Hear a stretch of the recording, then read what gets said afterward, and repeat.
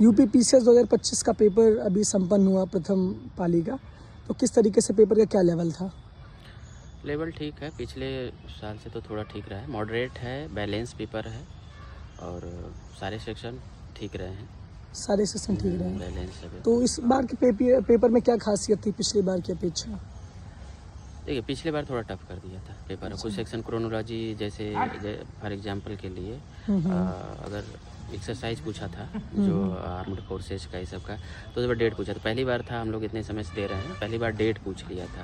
अभी उस तरह का इस बार बहुत सारा टफ क्वेश्चन, मतलब मेरे हिसाब से बहुत टफ ऐसे क्वेश्चन नहीं आया था तो जो एकदम बाहर से हो, आउट ऑफ सिलेबस हो, तो ठीक था, करने लायक था। नए बच्चे भी अच्छा कर सकते हैं पेपर आराम से, और जो पुराने कर रहे हैं उनके लिए भी ठीक था।